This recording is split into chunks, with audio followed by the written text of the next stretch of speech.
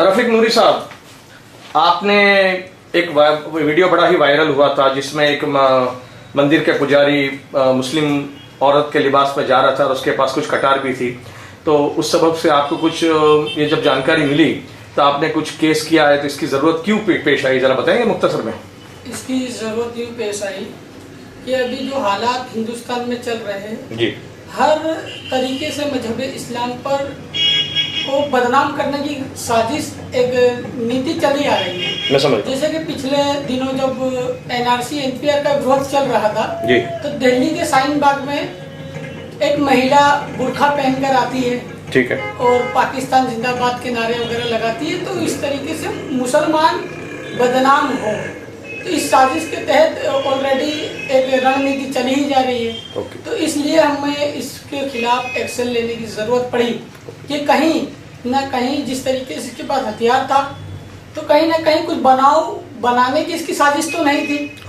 मैं समझ। और पुलिस इस पर रोक लगाए और इस पर जांच करे, इसलिए हमने यहाँ। अच्छा हजरत, हमारे इल्म में ऐसा भी आया है कि आपने कोई पुलिस कंप्लेन भी की है, तो उसकी मुख्तसर रुदात बताएंगे। पुलिस कंप्लेन हमने 10 तारीख को हम माधवपुरा पुलिस स्टेशन गए हमारी टीम सुन्नी विंग के साथ।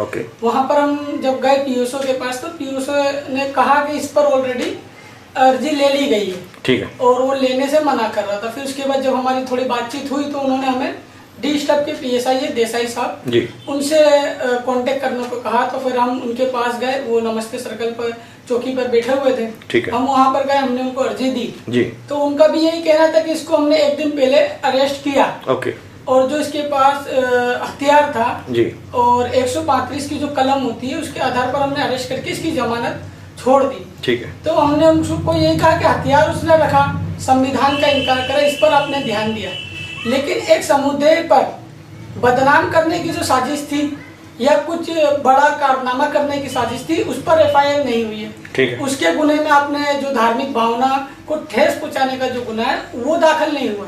तो हमारी NGO सुन्नी विंग की ओर से यही मांग थी कि जो धार्मिक भावना को ठेस पहुंची तो उस पर कार्रवाई होनी चाहिए। तो इस आधार पर हमने अर्जी दी।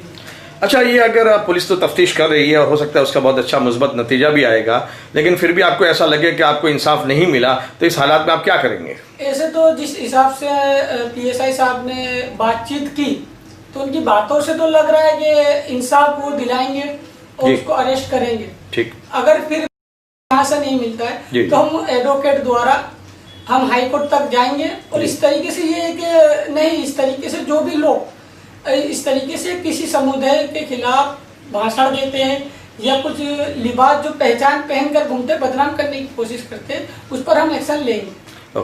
बहुत अच्छी बात है। अच्छा, ये जो भी कार्रवाई आपने की है तो आपने किस इदारे की बुनियाद पर ये और किस तरह के जानिब से किए, जरा इस पर बताएंगे। एक NGO है सुन्नी यूथ विंग आतंकवाद विरोधी संगठन, ये हम हिंदुस्तान के 10 स्टेट में इस पर काम कर रहे हैं। ये भारत के सूफी संत सुन्नी बरेलवी मसलक के मानने वालों की है।